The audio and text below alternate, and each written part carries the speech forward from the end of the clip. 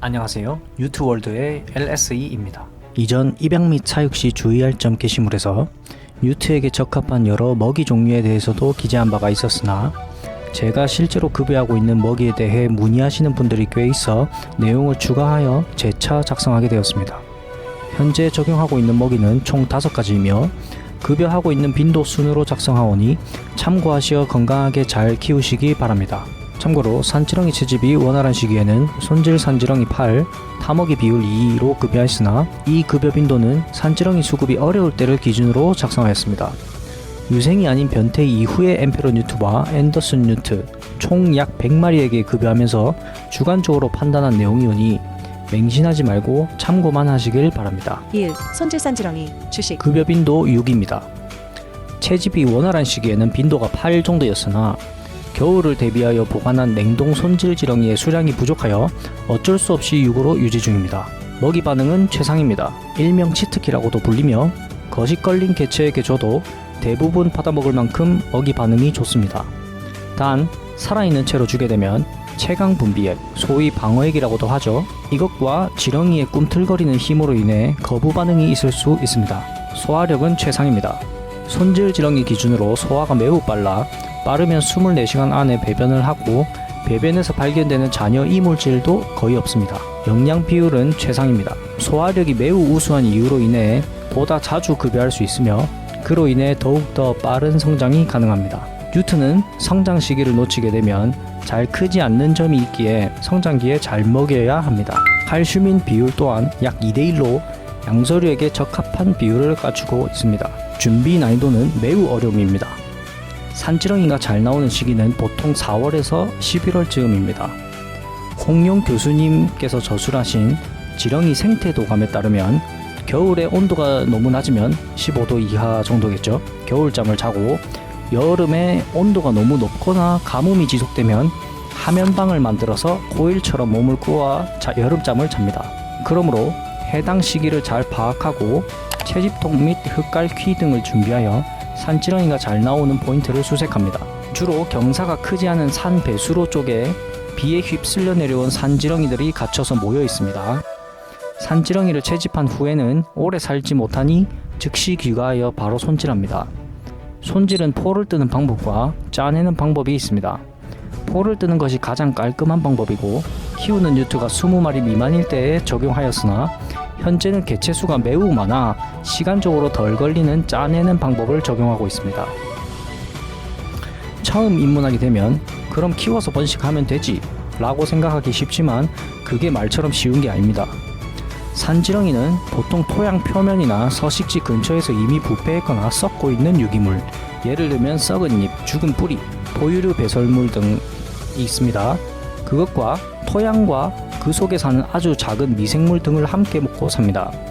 그러한 조건을 충족시키기 위해서는 채집한 곳에 흙을 같이 퍼오고 지속적으로 미생물들을 유지해야 하는데 환기가 잘 돼야 하는 사육장으로 인해 어떠한 벌레들이 탈출하여 집안을 가득 채울지 상상조차 되지 않습니다.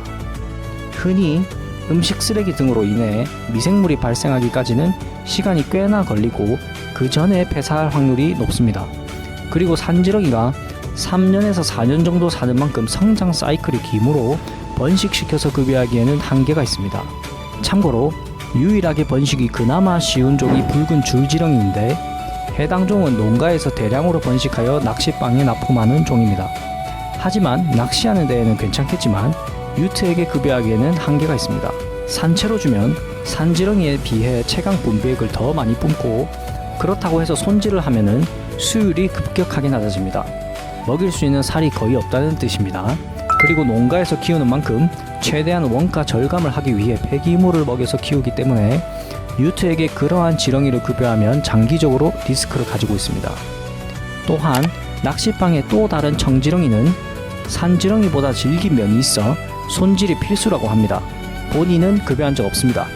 따라서 일반 인터넷 낚시방에서 판매하는 붉은 줄지렁이를 구매하는 것보다는 직접 채집하거나 낚시 카페 등에서 채집하여 판매하는 일명 말지렁이를 구매하여 손질 및 급여하는 것이 좋습니다. 평균 100마리에 3만원 정도 합니다. 참고로 말지렁이와 산지렁이라는 두 명칭은 생물학적 분류명이 아니라 현장에서 편의상 붙여 부르는 속칭입니다. 실제 학명이 존재하는 명칭은 외무늬지렁이, 밭지렁이, 참지렁이 등으로 판단 중입니다. 2. 국산 냉동민물 새우 보조. 급여 빈도는 1에서 2입니다. 산지렁이 다음으로 렙토민과 비슷한 비율로 급여 중입니다. 먹이 반응은 상입니다. 처음 봐도 먹이 붙임이 거의 필요 없을 정도로 먹이 반응이 상당히 좋으며 렙토민 사료를 거부하는 개체들도 대부분 먹습니다. 소화력은 상입니다. 배변은 보통 이틀 정도 걸리며 잔여물 또한 대부분 문제 없습니다. 다만 가끔 배변이 주황빛으로 나올 때도 있긴 하지만 아스타잔틴 성분으로 보고 있으며 3년가량 먹이면서 특별히 문제된 적은 없습니다. 영양 비율은 상입니다. 기본적인 단백질, 지방 포함하여 껍질에 있는 칼슘 또한 섭취할 수 있습니다. 소화력 면에서는 손질지렁이보다는 느리지만 특별히 문제없이 잘 성장하고 있습니다. 참고로 민물새우를 포함하여 잉어과 및 갑각류에는 티아미나아제라는 비타민 B1을 분해하는 효소가 있는데 이러한 비타민 B1이 부족해지면 마비, 경련 같은 문제가 발생할 수 있습니다. 현재 3년 정도 급여하고 있고 지금까지 별 문제는 없으나 주식으로는 한계가 있습니다. 준비 난이도는 중간입니다. 개체가 적으면 쉽지만 그 반대라면 번거로운 면이 있습니다. 먼저 인터넷에서 냉동 민물새우를 구매합니다. 주의할 점은 염분 제로를 위해 바다나 기수에서 잡는 새우가 아니라 담수에서 잡는 민물새우여야 하고 수입사는 수입되는 과정 중에 일부가 상하게 되면 사람에게는 문제없으나 소독물인 유트에게는 치명적일 수 있는 가능성이 있으니 가급적 국산으로 구매합니다. 국산 냉동 민물새우를 통째로 냉동고에 보관하게 되면 통으로 얼어버려서 떼어내기가 번거로워지니 다이소 등에서 판매하는 얼음 트레이를 구매하여 소분하여 넣으면 급여 시에 보다 편합니다. 급여 방법은 먼저 얼음 트레이에 보관 중인 새우를 꺼내서 계량컵 등에 넣고 찬물로 10분 정도 해동합니다. 해동이 됐다면 물을 버리고 채반이나 브라인 급여기 같은 곳에 넣고 2차적으로 물로 헹궈줍니다. 마무리로 염소 제거물로 다시 한 번 더 흘려주면 좋습니다. 다음은 해동된 새우의 대가리를 제거하는 것입니다. 새우의 대가리는 보시다시피 매우 뾰족하여 급여 시에 뉴트가 다치거나 거부 반응이 있을 수 있으니 가급적 핀셋으로 떼어내는 것이 좋습니다. 새우 중에 유난히 큰 새우는 꼬리도 뾰족하고 크니 떼어내도록 합시다. 전부 다 떼어내고 난 뒤에 뉴트에게 급여하시면 됩니다. 저는 평균적으로 뉴트의 머리만한 새우를 2마리 정도씩 급여하고 있습니다. 3. 렙토민 일반 보조. 급여 빈도는 1에서 2입니다.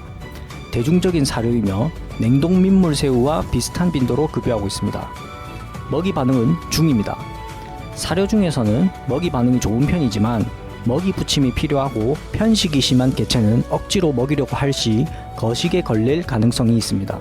소화력은 상입니다. 배변은 민물새우와 마찬가지로 이틀 정도 걸리며 잔여물은 거의 없습니다. 영양 비율은 중입니다. 기본적인 조단백, 조지방, 조섬유, 조회분이 잘 갖추어져 있으며 칼슘인 비율 또한 2대1로 사료 중에서는 이상적인 편입니다. 참고로 렙토민 에너지는 단백질 비율은 높아졌으나 칼슘인 비율이 좋지 못하니 가급적 녹색인 렙토민 일반을 줍니다. 다만 지속적으로 급여 시에는 타 생먹이 대비 거부 반응을 하거나 질려하므로 그에 따라 양을 적게 먹기에 성장 속도 면에서 조금 떨어지는 편입니다. 준비 난이도는 쉬움입니다. 렙토민 일반은 인터넷 어디에서나 쉽게 구할 수 있습니다만 유통기한을 꼭 확인하고 사시길 바랍니다. 그리고 유통기한이 충분하더라도 신선도 유지를 위해 웬만하면 개봉 후 1년 안에는 모두 소진할 수 있도록 합시다. 급여 과정은 먼저 급여할 렙토민을 스프레이 등으로 적십니다. 적시고 1분 정도 기다리면 사료가 충분히 부풀고 말랑말랑하게 됩니다. 이대로 줘도 되지만 핀셋으로 잡기에 너무 물렁해서 쉽게 부서지므로 휴지나 키친타올 등에 사료를 얹어줍니다. 사료 겉의 물기를 휴지가 빨아들이게 되면 우리가 좋아하는 겉바속촉처럼 되어 핀셋으로 잡기가 수월해집니다. 이상이며 그대로 급여하시면 됩니다. 4. 아프피 보조. 급여 빈도는 1입니다. 최근 유트 사육자들 사이에서 알려지고 있는 먹이입니다. 현재 테스트 중에 있으며 전체적인 면에서 우수하면 급여 빈도를 늘려갈 계획입니다. 먹이 반응은 상입니다. 먹이 반응이 먹이 부침이 필요 없을 정도로 상당히 좋습니다. 소화력은 중입니다. 배변은 막구피를 통째로 주는 만큼 이틀 정도 걸립니다. 또한 물고기의 뼈 등은 별 문제 없이 소화하였으나 지느러미는 잘 소화하지 못하고 그대로 배변되는 경향이 있습니다. 좋은 먹이지만 소화가 잘 되지 않는 부분이 있기에 주식으로 주기에는 한계가 있는 것으로 판단하고 있습니다. 영양 비율은 확인 중입니다. 비타민 B1을 분해하는 디아미나아제도 없고 가공하지 않은 물고기를 통으로 주다 보니 영양 비율은 좋을 것으로 생각하나 지느러미 소화 불량 이슈가 있고 성장 속도는 아직 테스트 중입니다. 준비 난이도는 중간입니다. 고정 구피가 아닌 막구피는 워낙 생존력이 강한 물고기이므로 키워서 번식시키는 것은 그다지 어렵지 않으나 별도 어항 및 스펀지 여과기 등을 준비해야 하고 공간 차지를 하는 면이 있습니다. 그렇다고 그때그때 사서 바로 먹이면 지속적으로 급여하기엔 한계가 있습니다. 급여 방법은 먼저 구피를 뜰 채로 꺼내어 채반이나 브라인 급여기 같은 곳에 넣고 찬물로 물을 30초에서 1분 정도 쏘아주면 거의 기절합니다. 그 상태에서 핀셋 피딩 하시면 됩니다.